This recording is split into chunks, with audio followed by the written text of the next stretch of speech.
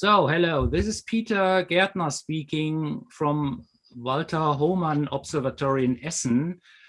Sorry for being late. We had some technical issues, but hopefully now they are resolved. And let me say hello and good morning, good afternoon, good evening. Yes, we have attendees from around the world. And that has a reason. It is because of Jon Larsen. We are glad and proud to have him with us today, the discoverer of a method to find micrometeorites in an urban environment. So before I hand over to Jon, let me give you a hint. You'll find a button Q&A, or in German F and A, on the bottom of your window. If you participate in Zoom, please type in your questions and Jon will answer at the end of his lecture. So no wasting time anymore. Jon, it's your stage. Thank you very much. As you will see, the text in this picture is not in English. It's in Norwegian, because I simply didn't have time to translate everything to English, and it's very little text. It's practically no text in the images. I will talk and I will explain what's in the images. The text in the first picture here is "The Hunt for Stardust." And this is what it's all about. And I don't know if most of you are with an astronomical background or geological background. For myself, my background is from geology, and I've been collecting minerals and studied geology my whole life. Then 13 years ago, around this time of the year, 13 years ago, it was, I was in my country house and I was preparing breakfast out on the terrace. It was this table that you can see here. It was strawberries from the neighbor farm. And I was looking very much forward to sitting out in the sun, which is a rare commodity in Norway. It's very cold in the winter. But finally, it was possible to sit outdoors. And I cleaned the white table and put on the strawberries, and I was just about to start enjoying the strawberries when I noticed something strange. There was a black dot on the table. It was not only black, it was glittering in the sun, like as if the little dot was made of metal. And I picked it up. It was very small, like could hardly see it, but it was there. It hadn't been there a couple of minutes earlier. So I picked it up on my finger, which is, you know, our fingertips are very sensitive. I could feel very clearly, this is a very small rock. With my background from amateur or from geology, I knew this is a rock and it shouldn't be here. It wasn't here seconds ago, and I didn't understand why. Where had it come from? And of course, this is out in the countryside. I thought it must have come from above, from upstairs somewhere, which means it could be birds, it could be from the wind, or it could be from an airplane. So I didn't know. So I went. I thought, could it possibly have fallen down from space? You know, somewhere in the back of my head, I had heard of micrometeorites many years ago. And I had written books about meteorites, the larger ones, but I didn't know practically anything about micrometeorites. So I went in and started Googling. And I found a very recent publication called The Classification of Micrometeorites by Matthew Genge and his associates. It was published just a couple of years earlier. And it said that micrometeorites are probably everywhere, but it's not possible to find them. In order to find micrometeorites, we have to go to the remotest and most desolated areas in the world, which means on the South Pole, in the Antarctica, it's clean enough. It's a constant high pressure of air blowing dust from the neighboring continents away. So Antarctica is the perfect place to search for micrometeorites. And that there is where scientists have made expeditions for 25 years to search for micrometeorites due to the extremely clean environment. Very little industrial dust in the Antarctica. It's still there. But at the Scott Amundsen base at the South Pole Point, they had to drill 100 meters down in the blue ice in order to get clean drinking water for the scientists. And they filtered, they drilled the whole 100 meters down, which is in the stratigraphic layers in the ice, means 1,000 years back in time. And down in this well, South Pole water well, it's called, they took warm water to melt the ice and took it up again to the surface, where it was filtered, and thus all the scientists at the South Pole got fresh drinking water. It's only one thing, one problem. There was some kind of contaminants in the filter, in the water filter. And one excellent American scientist, Susan Taylor, she discovered that this was actually micrometeorites, cosmic dust particles, and she developed a method to harvest the melted micrometeorites down in the water well, and thus provided the first reliable source of cosmic spherules and larger micrometeorites in the world. This was in the mid-90s. So this is a relatively fresh, recent discovery. And at last, we had access to this rare material to investigate.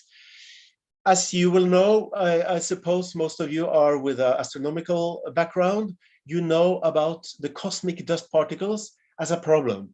Cosmic dust particles are in clouds, in nebulas, and they are everywhere in the universe, as you know. And occasionally they lump themselves together to form a galaxy or a solar system or other celestial bodies. And our solar nebula, which caused the formation of the solar system 4.50 something billion years ago, was constituted by cosmic dust particles, of course. As far as I know, our solar system is the third generation solar system, or third generation sun, which means there were already quite a lot of heavier elements in the solar nebula, which enabled some of the celestial bodies, the planets, etc., to be formed with a metal core and a mantle with quite heavy minerals. And what you can see in this image, this is electron microscope images of micrometeorites from the South Pole water well, the reference collection by Susan Taylor. And as you can see, they have different textures. Some are with a metal core, they will light up in the backscatter electron microscope. Others will look quite dark, that is the glassy ones.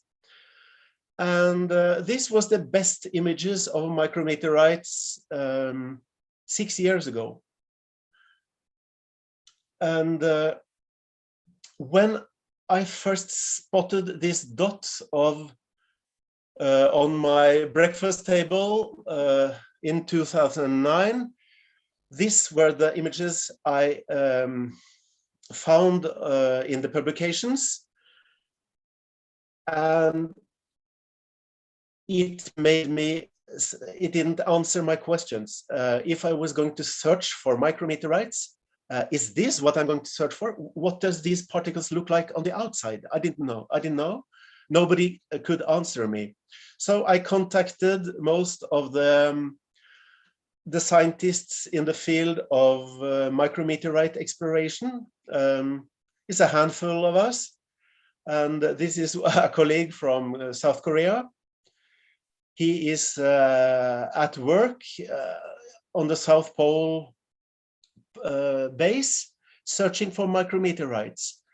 This very clean environment, he's just digging up fresh ice and snow, putting in these boxes with plastic, and later melting it, filtering it, and getting micrometeorites to study. This is a very expensive method. In order to get a few grains of micrometeorites, you have to organize an expedition to the South Pole, which is very expensive, and it's also limited access.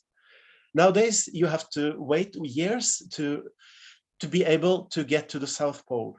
So as a result, we know very little about the micrometeorite. We know very little about the cosmic dust particles. To help out the situation, NASA has worked for nearly 30 years now to send out space probes. Japan has done it, and now also the European Space Agency, sending out space probes to get to catch some of the cosmic dust particles, either in the tail of comets, on the surface of a comet or an asteroid, and returning it to Earth. And these valuable dust grains are studied with huge attention by many scientists, many more than the grains of cosmic dust we have managed to get back to Earth. And these particles are very interesting. And why? Why are these particles so interesting? They are extremely interesting because they are among the oldest matter there is. So if we get our hands or eyes under the microscope to explore cosmic dust particles, we are also looking back in time. We are studying the physical matter at the beginning of our solar system, or even older. So of course, the next question is, where do the micrometeorites or the cosmic dust particles that retrieved on Earth, where do they come from? And it's what we see here. I'm sure many of you recognize it. It's the zodiacal cloud. It's a dust magazine, of course, in the ecliptic, where all the dust particles on its way, mainly, of course, into the sun, are stored temporarily. The parent bodies of these particles are not yet known for sure. Of course, we can be certain that a lot of it are from the asteroid belt between Mars and Jupiter, but also there's a contribution from the comets out in the Kuiper belt. The same Susan Taylor, who discovered the micrometeorites in the South Pole water well, she said that the dust population in the zodiacal cloud are dust particles from all dust-producing celestial bodies within and even outside our solar system. So whether it is from the asteroid belt, from comets, or even from geysers on the Jupiter moons, or from visitors from interstellar visitors, the dust cloud is due to the pointing drag falling inwards towards the sun, and some of it fall down on Earth. And this sum, it might add up to, the highest estimate is up to 100 metric tons per 24 hours, or down to 4 or 5. We don't know. Nobody knows exactly the cosmic influx, as far as I know. A recent publication with a lot of attention, where they emphasize on the constituents of complex carbon molecules and water in the micrometeorites, which is of course the building blocks of life. They have a very low estimate. They have published only 2 weeks ago that the cosmic influx in the dust particle grain size is only around 5 ton per day. But I don't know. It's impossible for me to dispute it. So in any case, these are, let's just establish, the cosmic dust particles, the micrometeorites, when they are retrieved on Earth, are interesting scientific material. We can learn something from it. We can, it's like Mike Solensky at NASA, he said, when you're looking at a micrometeorite, you are opening a window back to the beginning of the solar system. So we are very much interested in getting our hands on the micrometeorites. So the big question for 100 years has been, here it is in Norwegian, but I'll translate it. Is it possible to find micrometeorites in habited areas of the world? And by habited areas, we mean, of course, everywhere outside of Antarctica. And the short question for this question, the short answer has been no, it's not possible. For 100 years, approximately 1,000 scientists have searched for micrometeorites, and they have met an insurmountable wall of contaminations of industrial products that look like these melted droplets, and it has not been possible to pick out the one extraterrestrial particle among billions of the others. Nevertheless, I thought it might be worth a try, because there's a big discrepancy in the publications about cosmic dust particles and micrometeorites. There's a big discrepancy, which says, on the one hand, it's probably up to 100 metric tons of cosmic dust falling down on Earth every day, which equals 1 dust grain per square meter per year. On the other hand, we have all the publications saying, but it's not possible to find them. So this is a contradiction, of course. The problem was to find a method how to extract the rare cosmic particles. So this is the equipment actually I started out with in 2009. It's a magnet up to the left. It has a hook, practical to hold it. Some at the upper right picture, you can see I put the magnet into some plastic bags in order to, when I take a dust sample, to let the magnetic dust particles let go from the magnet by withdrawing the magnet inside the plastic bag.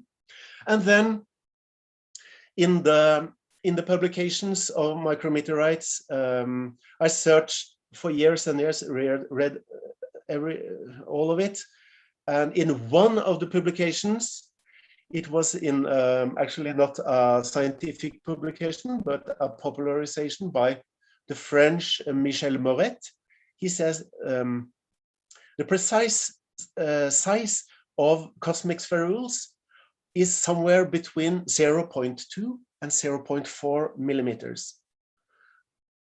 And that was a big advantage to know, because in all the publications, the scientific publications about micrometeorites, when it comes to the size distribution of the micrometeorites, they all, until recently, have claimed they are smaller than 2 millimeters. And that, of course, is due to the physical laws. When larger particles with a larger momentum and mass enters Earth's atmosphere at hyperspeed, they will penetrate deeper into, be exposed to the frictional heat longer, and they will burn up. So cosmic dust grains larger than a couple of millimeters is not existent.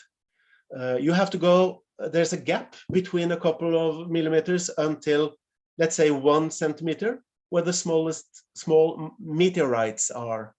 So there's a gap. We'll get back to that in the mass distribution. But the micrometeorites are somewhere between 0.2 and 0.4 millimeters. So I could use these two sieves, one fine mesh and one coarse mesh, to extract the precise size distribution, screening for size. And then I could start looking at what I had found in my microscope, which is an old size stereo microscope. It is 40 years old now, and it works very, very well. So this was the equipment that I've started searching for. And what I did, I took dust samples from everywhere. I started to search on roofs. Here I am on a flat roof. I went around the world. I went through Sahara several times, 2 times. Within 7 years, when I started, until from 2009 and until 2016, I took approximately 1,000 dust samples. 1,000 times I was taking magnetic dust samples and examined it in the microscope. I established a journal where I wrote down all the data. I got USB microscope to take photos and compare, and but I didn't find one micrometeorite. I found a lot of anthropogenic spherules, in industrial spherules, but no micrometeorites. And furthermore, it was still, nobody could tell me what micrometeorites look like, what they constitute of, what is their chemical spectrum, and what is the precise size. Apart from the book from Michel Moret, it was, some people meant, no, they are 0.1 millimeters, no, they are 2 millimeters large, etc. It was very confusing, very confusing. I had to really dig down to the bedrock and starting an empirical examination from scratch, because all the publications, they were probably right in something, but most of them, they were contradicting each other. So I really had to dig down to scratch. So after 7 years, I began to get to know the urban dust. I had taken 1,000 samples from approximately 50 different countries. And this is, what you see in this picture is, I would say, an average spherule content from 1 teaspoon, taken from wherever you like in the world. It could be from Malaysia, could be from South America, could be from Paris, could be from Berlin, New York, San Francisco, could be everywhere. I compared it, and this is the average spherule content in a teaspoon of urban dust.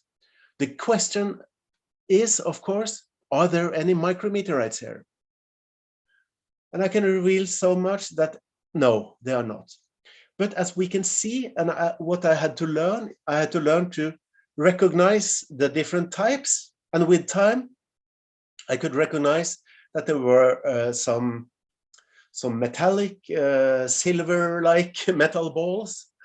I could recognize the various types, and all these four types you see here, I managed to find out the origin of. They are all industrial. It's fireworks up to the right. To the left, it's melted glass, mainly from mineral wool, from insulation of houses in the colder regions. And down to the right, you have asphalt or asphalt glue, bitumen, melt spherules, but still no micrometeorites.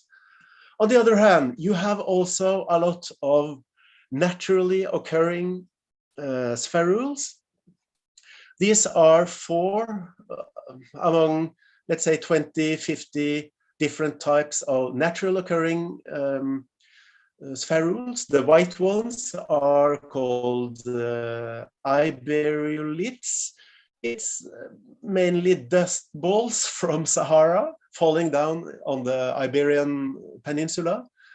And down to the left, you have so-called fulgurites, melted from lightnings. Down to the right, you have acneliths, melted from volcanoes. And you know, they say there are only three things in nature that is able to melt rock. It's volcanoes, and it's lightning, and it's meteorites. And of course, what we were searching for in the meteoritical world is melted rock, because these cosmic dust particles, they melt when they enter Earth's atmosphere by the frictional heat. So once again, these are four of the many, many types of not micrometeorites. They are micrometer wrongs, and but they are naturally occurring, and will be in places where you wouldn't expect it, because they are distributed by the wind. But then after 7 years of searching and identification and classification of practically all types of terrestrial dust particles, I stumbled upon this little rock here. As you can see, it's stripy, and it's not completely round. It's not a complete sphere. It's elongated. It's spherical, and it was analyzed by or looked at by Matthew Genge, the author of the classification of micrometeorites, and he immediately recognized it as being a micrometeorite. This one is extraterrestrial. There it is, he said. You found a micrometeorite. That was in 2015, 4th of February, and it shouldn't be possible. When I started to search for micrometeorites, I got in contact, took contact with all the different scientists in the field, and they all said the same. Please knock yourself out, but this is not possible. It's not possible to find micrometeorites on Earth because, first of all, there's an unsurmountable wall of contaminants. And secondly, if they survive the atmospheric entry and not burn up, they will be, or most of them will burn up. So they will not even reach the ground as micrometeorites. But thirdly, if they reach the ground, they will probably disintegrate within weeks. That's the French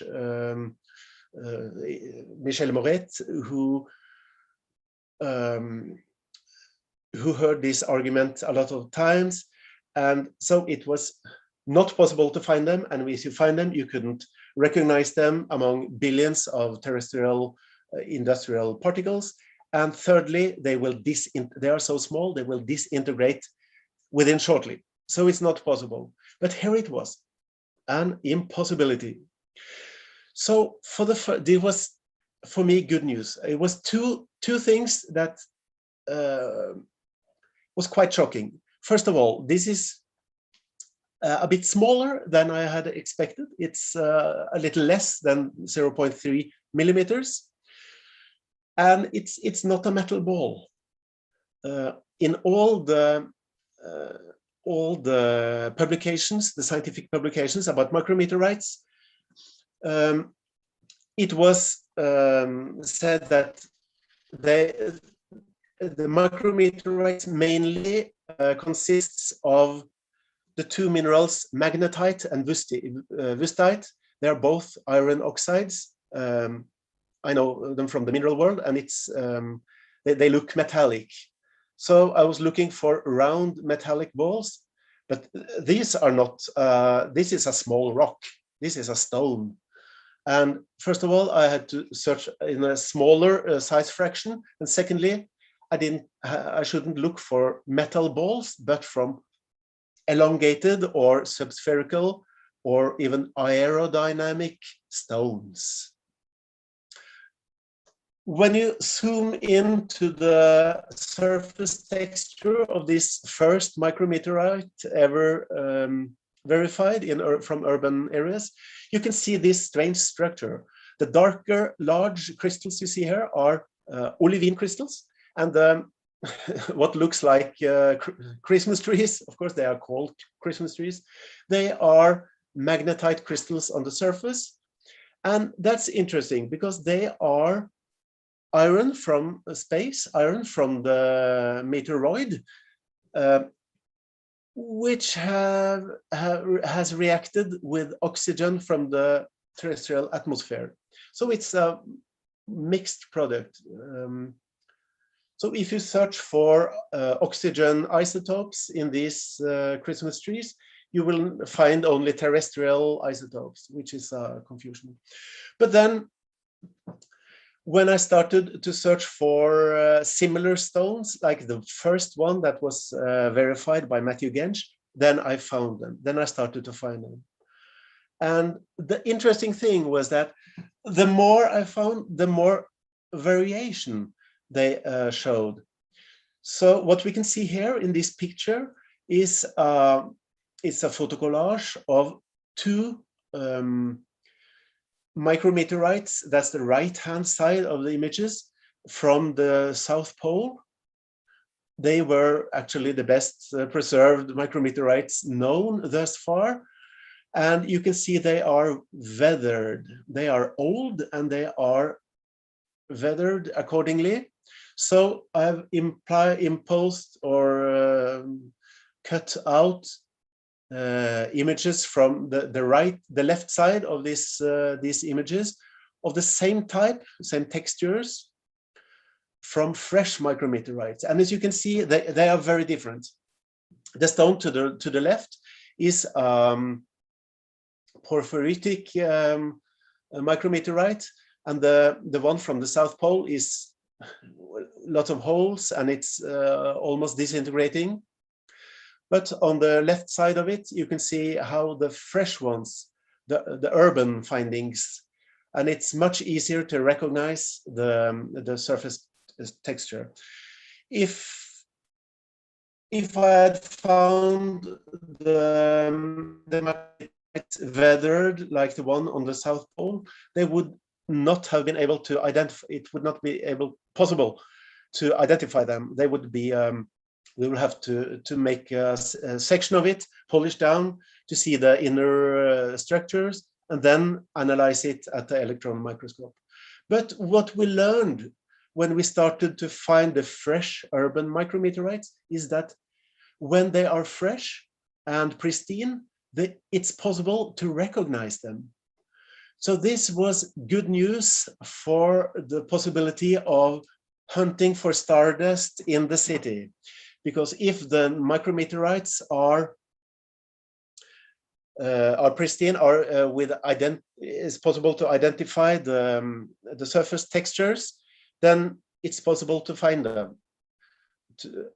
And when I started to find more and more micrometeorites, I saw, oh my gosh, they are really different from each other.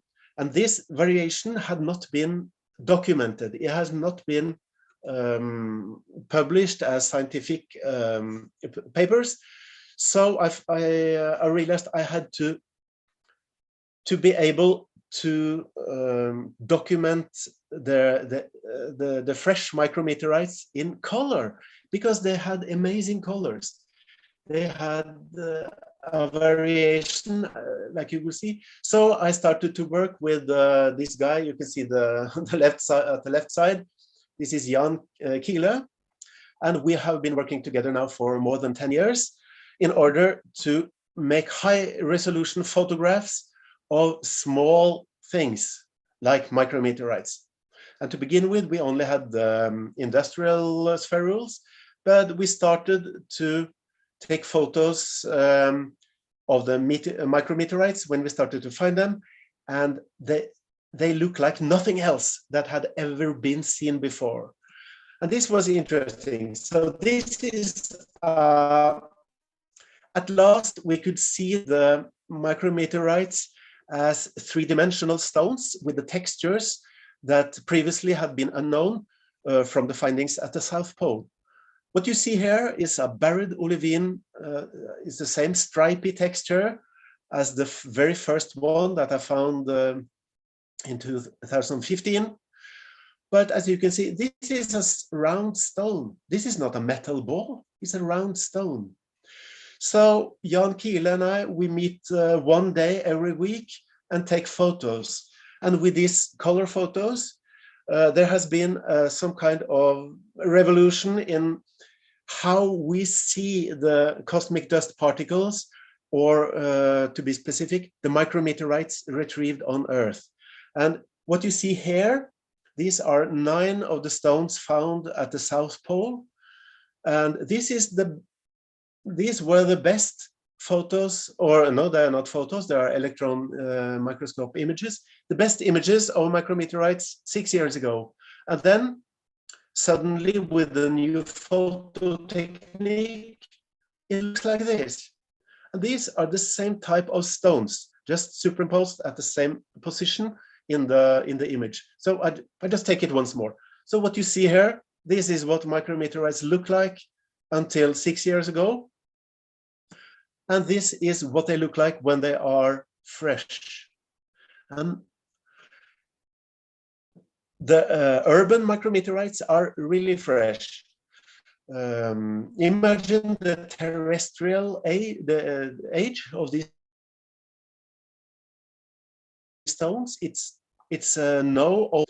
So it's possible when I go, let's say, on an industrial large roof, I ask for the age of the roof, and when I return next year and so on, I make a statistic of the cosmic influx based on that roof. And we are down to a quite precise age, terrestrial age, on the cosmic spherules that we find in the cities. And these are mainly 1 or 2 years old. When we look at the mass distribution for a while, for just a short while, we can see this pink line going up and down, and the size measurement at the bottom. We see this huge peak around or a little before 0.3 millimeters. That's the micrometeorites. That's the cosmic dust population. So whether it's asteroidal, if it's from comets or wherever it is from, we don't know yet. But this huge population of dust, cosmic dust particles, they make the largest population of cosmic influx at all. So you can see down to the right of this huge peak of micrometeorites, you have the meteorites from approximately 1 centimeter up to 10 meters, and then they go down. And then at the far right, you might see the asteroids, you know, those devastating killing events every 66 million years or so. So this is just to show out the amount, approximately the amount of cosmic dust retrieved on Earth. It's, well, it's arguable, but most publications state around 100 metric tons per day. And the size when they are retrieved on Earth, it's a little less than 0.3 millimeters. The picture you see here is one average size micrometeorite to the left, and the huge one to the right. It's one of the largest I've found so far. It is approximately 1 millimeter. Theoretically, or from the findings on the South Pole, we know they might even grow up to twice that size, but 99% of the micrometeorites or the cosmic spherules are around 0.3 millimeters. Some of the most astonishing things about these micrometeorites or urban dust is that the variation is apparently almost endless. Up until now, 6 years, I've found approximately 3,000 micrometeorites, and they are all different.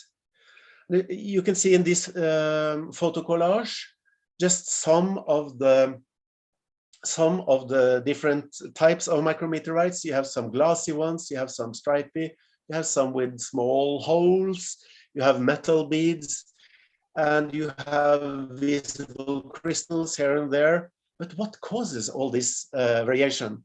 And then we have to look a bit, this is a model, or I'm trying to make a picture of how these micrometeorites enter Earth's atmosphere. If we imagine the rotation counterclockwise, and if a micrometeoroid enter Earth's atmosphere front to front, it will receive a very high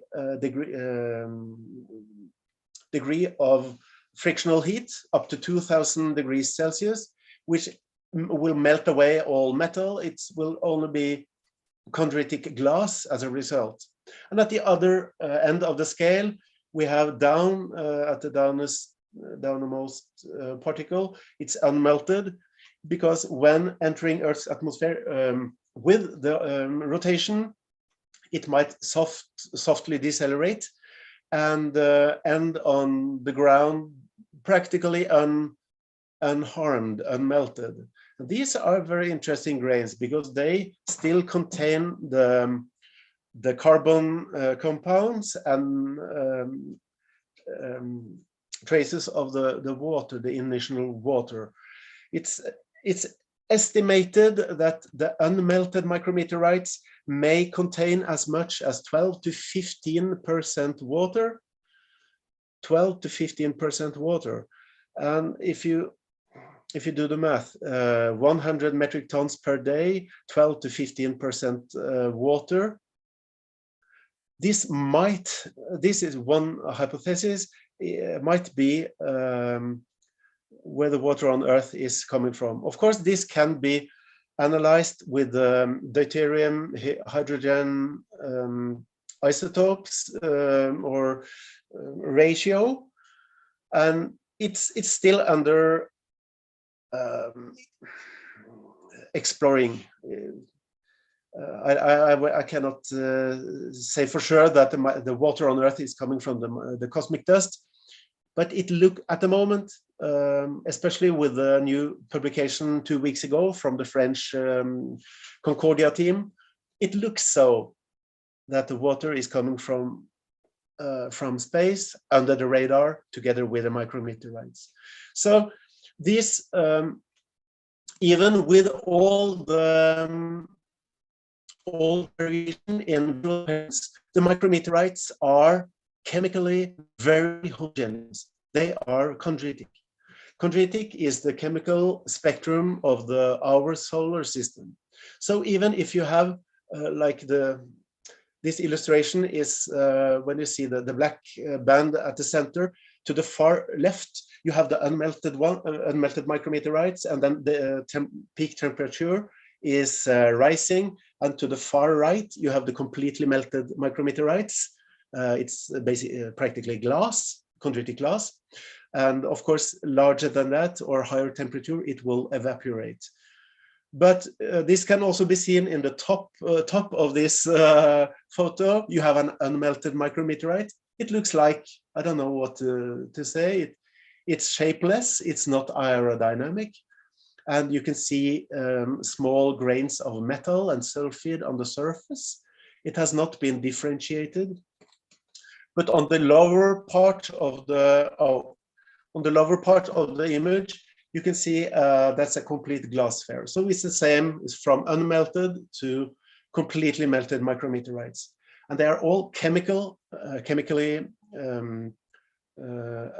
practically identical, but their texture is different. So it's an effect of the peak temperature, mainly effect of the peak temperature during atmospheric entry. So now we're going to take a look at the portraits of some of the micrometeorites. Here we have the most common type of micrometeorite retrieved on Earth.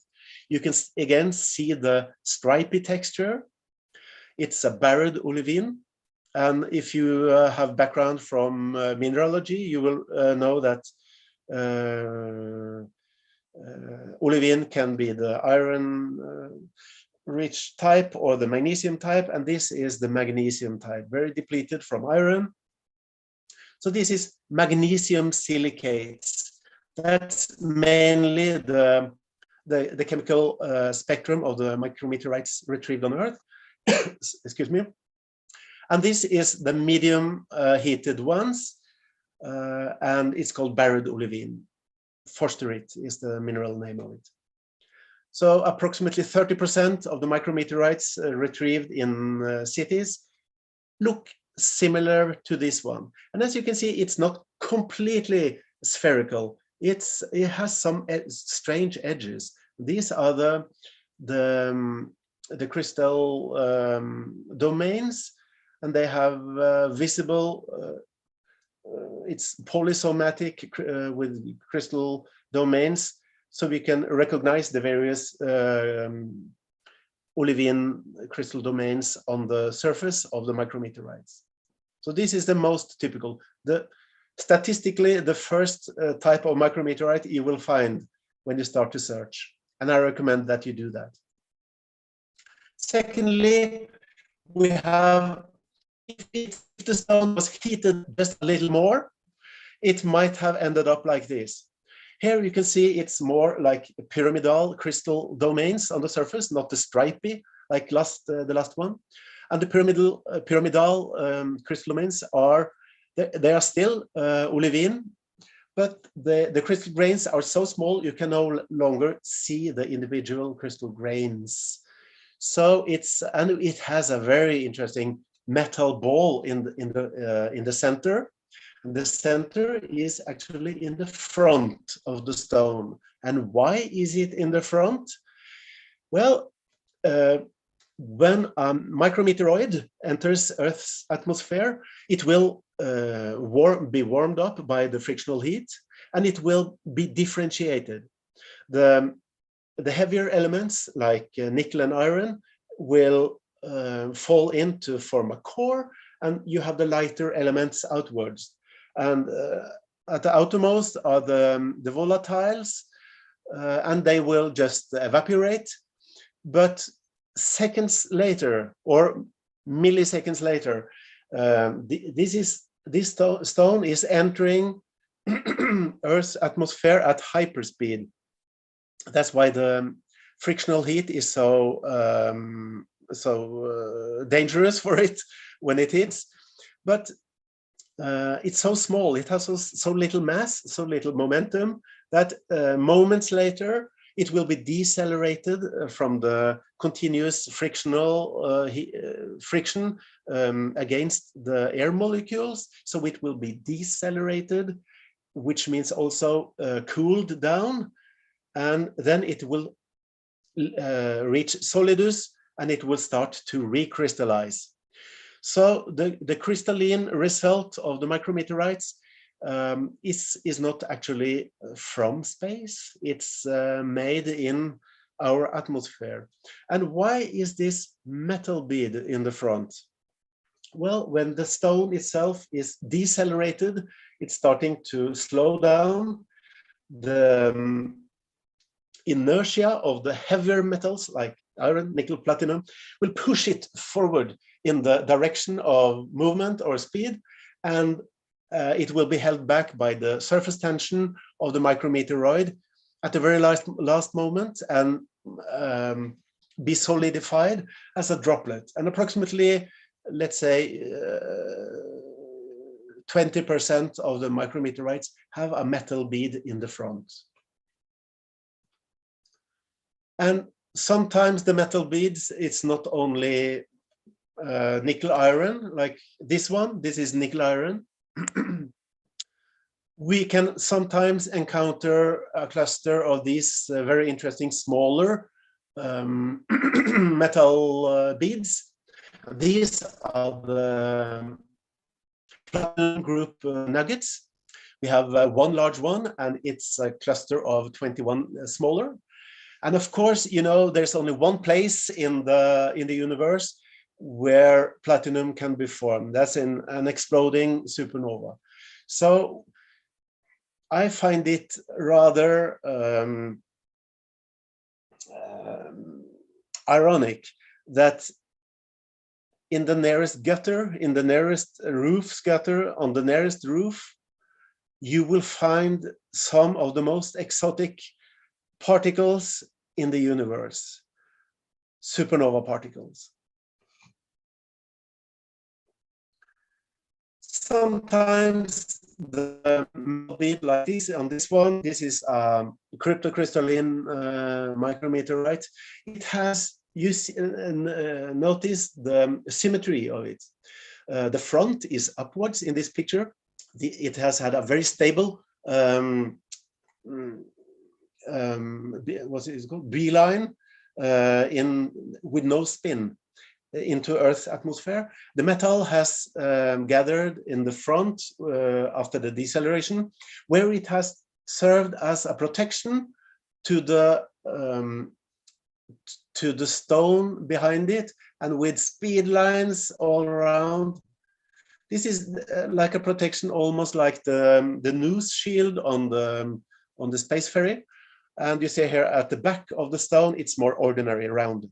So this is yet another example of interesting metal beads on the micrometeorites. And the placement of this enables us to identify them, because this is different from the industrial industrial particles. You will not see aerodynamic particles formed in a workshop where they are doing welding or power tools. Here's another very similar. Notice once again the symmetry of the stone. We know now the metal in the front, and this had just a slightly higher temperature, peak temperature, during the atmospheric entry. And as we can see around the metal bead, there is a small rim of crystallization. So the variation on this theme is apparently endless on the micrometeorites. They are chemically identical, whether it's blue or brown. It's only from the validity of the iron is iron 2 to the left and iron 3 to the right, like in beer bottles, green and brown beer bottles. And the variation is seemingly endless. To the one to the right here has 1, 2, 3, 4, 5, 6 metal beads and a hole from a 7th. And how is that possible? Well, it had spin during atmospheric entry, so it has rotated very quickly, and in a molten stage, the differentiated metal has been slung out to the surface as 7 different beads. So this is, again, we can now more and more read a formation history of each particle, which is a very big difference from 6 years ago, when it was considered impossible to even identify the micrometeorites on Earth. Today, we know that we can identify them by their visual appearance, but we can also deduct a formation history of each particle. Like these two chemical identical particles, the one to the left had a slightly higher temperature, so it's glossy. The one to the right is cryptocrystalline. The difference is only 100 degrees Celsius. The one to the left, by the way, has lost a metal bead in the front. So with time, we are now more and more collectors and scientists finding micrometeorites in pristine micrometeorites in urban areas. And now it's there is a scientific law: when you repeat an experiment many times, the rare things will start to occur. So these are two examples of rare phenomena. The one to the right has a high content of scandium, only observed on one micrometeorite, and the one to the left, there's a peculiar glassy foam. We don't know the formation history of this one, but it's interesting to learn about the rare varieties as well. But the most exciting in the past 2 years has been that we are now, we managed to identify also the unmelted micrometeorites. As you can see on these two here, they are formless, shapeless. This is very much like what micrometeoroids look like out in space. You should think perhaps that since they are chondritic and ordinary chondrite meteorites are white inside, that unmelted micrometeorites would be white. That's what I thought. That's why I didn't find them until 2 years ago. But now we know that even unmelted micrometeorites are dark, mainly black. And for some reason, I cannot explain it, they are mainly related to the carbon chondrite meteorites, the most primitive ones. This is another, it points in the direction of not necessarily the main asteroid belt as a parent body area for the micrometeorites, but I don't know, we don't know. So the variation is astonishing. Here we have glassy micrometeorites. They have, as you can see, large vesicles inside that's escaping volatile elements. And these colors were completely unknown in the publications because they had not been published color photographs of micrometeorites before 2015. This is a strange one. And when I found it, I thought, no, this cannot possibly be a micrometeorite because it's a composite particle. It's two different particles fused together. That's not possible in a micrometeorite. Micrometeorites are small also in space. So a particle like this, I don't know. But it turns out this is a droplet that has started to crystallize from the front, and the surface tension in the back has pulled it together to a sphere. And at this precise moment, when it's half crystalline, half glass, it has reached solidus and fallen to Earth like this, like two different types of micrometeorites. So what we can see is more and more variation, more and more types. I can only recommend for you to start searching because it's fun. And it's seemingly endless variations in color and textures or surface structures on the micrometeorites. I think they are very beautiful, like a completely new species of mineralogy. And that's another thing. Within the last 6 years, the study of cosmic dust particles has actually turned from being something belonging to the astronomical science to the geosciences, to the earth sciences. So it's more down to earth now.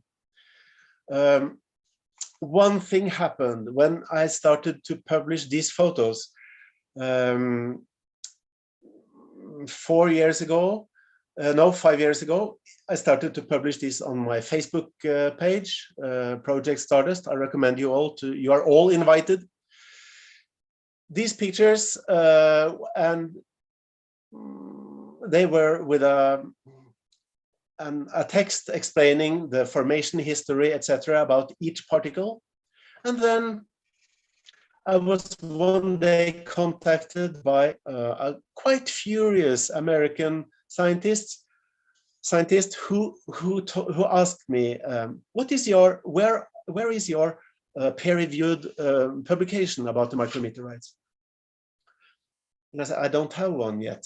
And he said, "No, okay, then you cannot claim that these are micrometeorites, because to my knowledge, to our knowledge, this is not what micrometeorites look like." And then I really didn't know what to do, because I hoped, of course, that my empirical ladder had been okay. So it was, but it was still this little doubt about, may I have been wrong somewhere? Could this be something else than micrometeorites? So I contacted Matthew Genge at Imperial College in London, and he said, "Okay, there's only one thing to do. Pick out 50 candidates from your collection." At that time, that was approximately 10%. I had found 500 at that point in time. And what you can see in this picture here is 50 candidates found on roofs, prepared for electroprobe analysis. That's like an electron microscope, only much more precise. So in the daily, in our daily work, we can take an analysis from an electron microscope, which is done instantly. It goes very quickly, and then we get a chemical spectrum, a chemical analysis. But that works in our daily life. But for a scientific publication, you need much more precise measurements. So here are 50 candidates prepared for microprobe at the Natural History Museum in London. That was January 2016.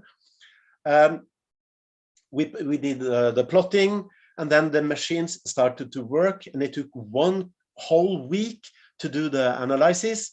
And Friday afternoon, suddenly, that was the 14th of January, we got a result. And this is the precise moment. And what we saw and what we could read is that the chemical analysis of the 50 stones found on the roofs they were identical to the reference collection from the South Pole. And the people you see in this photo is down to the left. That's Martin Suttle, and he's Dr. Martin Suttle, micrometeorite researcher today. He was the pupil of the man with the cap. He is the king of micrometeorites. That's Matthew Genge, Dr. Matthew Genge at Imperial College in London, the one person in the world today who knows the most about micrometeorite. When I'm in doubt, I send late at night emails to him, and I get instant refreshing and enlightening answers. So that's a precise moment when we actually knew that not only had we found the first micrometeorites, but we have also found a method of extracting cosmic dust matter from urban dust. That was a very happy moment. But what happened next was even more bizarre. Because of my background, then I had walked 7 years on my knees, literally around in the urban, in the big metropoles of the world. I've been in, yeah, Kuala Lumpur, from Kuala Lumpur to New York, searching for micrometeorites on my knees, competing with dogs and beggars.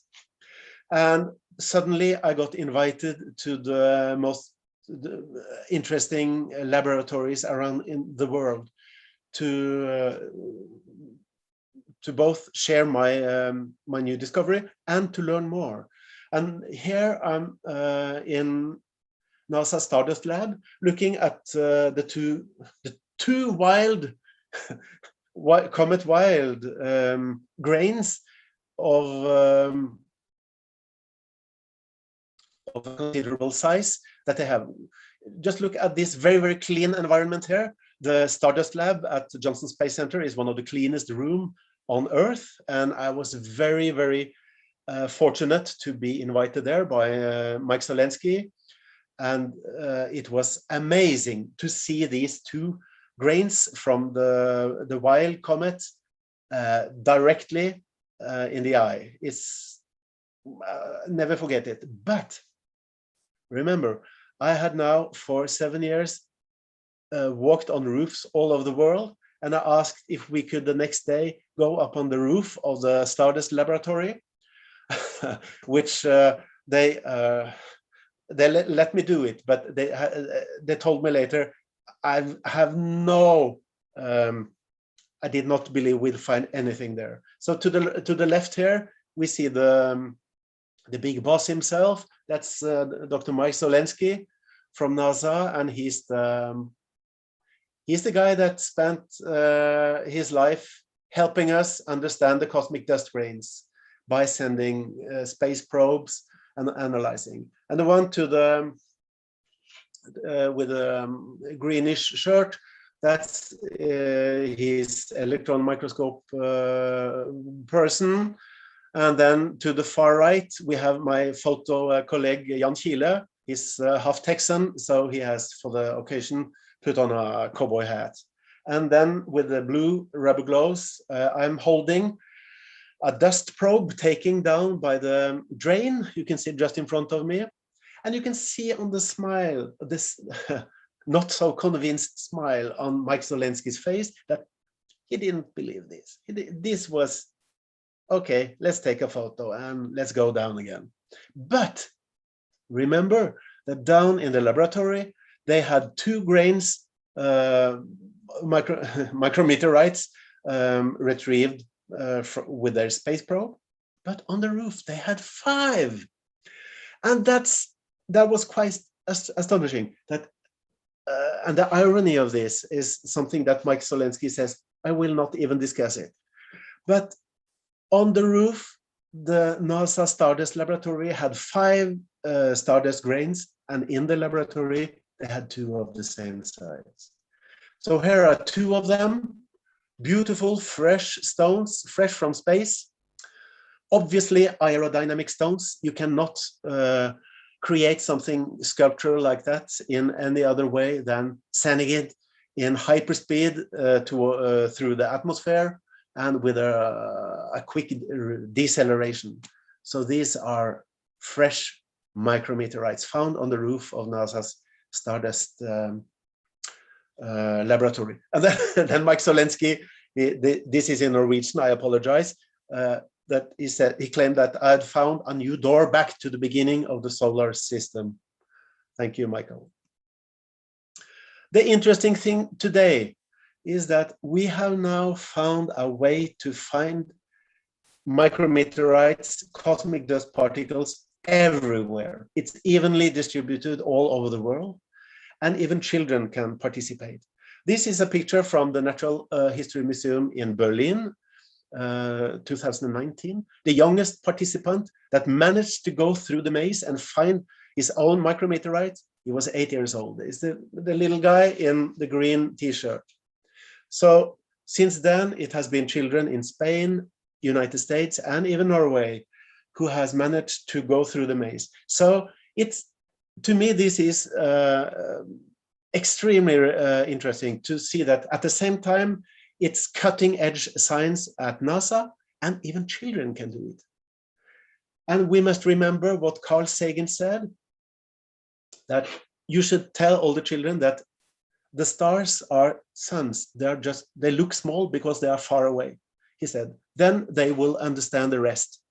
And in my opinion, there is a war going on right now, a war between factual knowledge and fake news and conspirationalists. And I think whenever we can, we who do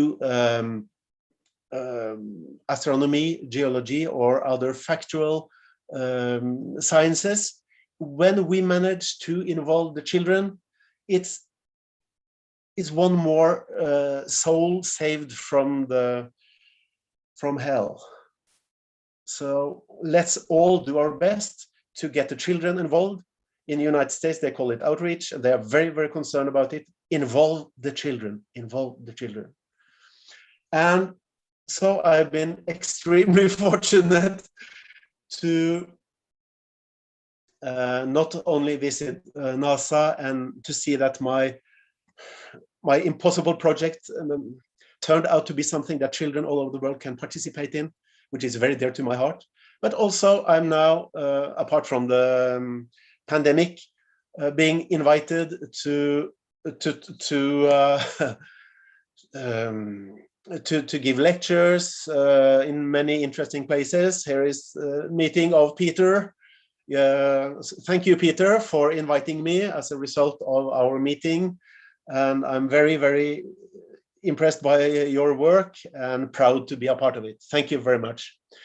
So finally, before we get to the questions and answers, I have only one message, and that is search where you are. That's what it says in the white letters at the top. Search where you are. You can find micrometeorites everywhere, on the roofs, in the streets, everywhere all over the world. They are evenly distributed. So happy hunting, search where you are. Thank you very much. Yeah, thank you very much to you, Yoon. Please stop your screen sharing, and so I can bring us both back to the main screen. So again, thank you very much. Yes, you showed our picture, which was taken 1.5 years ago in Berlin. You mentioned it in the Naturkundemuseum. Yeah. And I'm so glad that we have Thilo Hasse here also as among our attendees. Greetings to Berlin. So, and when I came back to Essen, to the Walter Hohmann Observatory, I told about our meeting and your lecture in Berlin. And I said, wouldn't it be a good idea to start also such a group in our Walter Hohmann Observatory and do also a citizen science project, what the Berlin colleagues already did. You showed a picture with this young boy. So, and then, yeah, we were full of energy, and then the Corona pandemic started, and we were stopped before we could start. So, and that was the idea to establish a Facebook group. The first idea was a German-speaking group, and up to now there are 350 participants in this micrometeorite group on Facebook around the world. You are also a member and give tips and hints how to identify, and so everyone who is interested in is very well to become a part of this group. And for the German ones here among our attendees, there is a website mikrometeoroiten.de that is part of our Walter Hohmann Observatory website.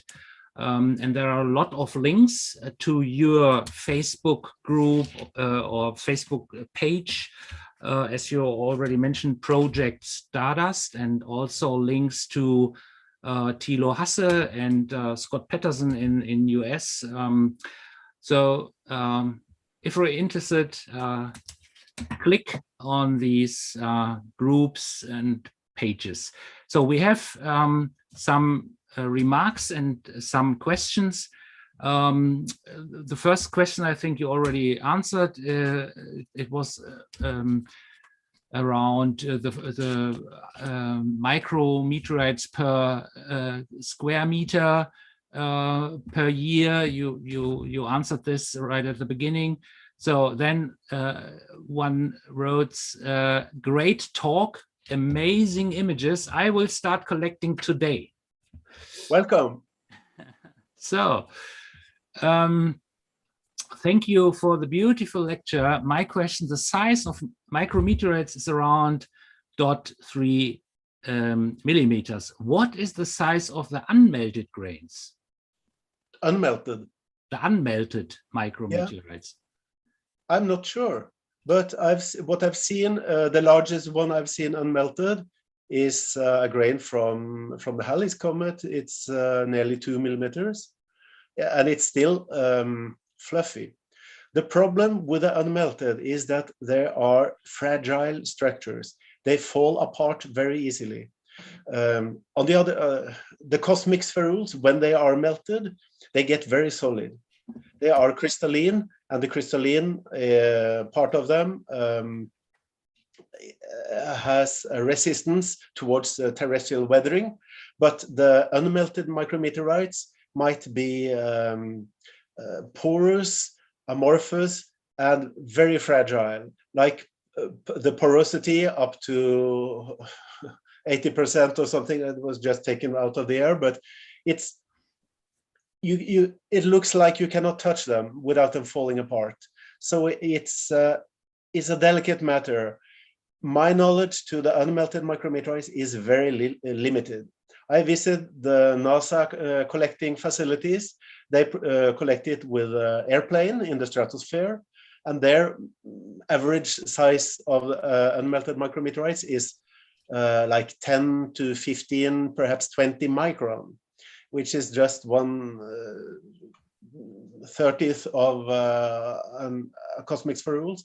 And I've also been to Paris to the laboratories of Jean Deprat and Cécile Engrand, who also retrieve unmelted micrometeorites from the Antarctica in the Concordia project.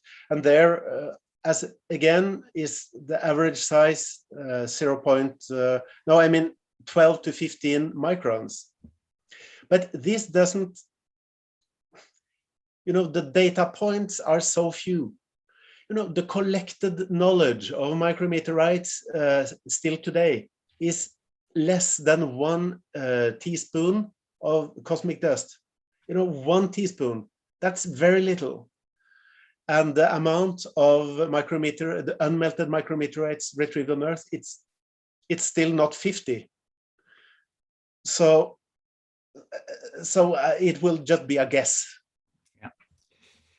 Okay, I have, due to the time, thank you that you all in. A last question. Do you use automated filtering and analysis methods? Yeah, that's the question. Yeah, no, that's an interesting question, and I've been asked that many times. And of course, that is something in our time, that is, things are automated more and more. I've personally not tried it in extracting micrometeorites, but it could be applied at many different levels. It could be applied in the identification process under the microscope, like face recognition technology. And it could be used for just retrieving, like some small vehicles, like a lawnmower, automat driving by itself on a roof with magnets, and you can harvest the yield at certain time intervals.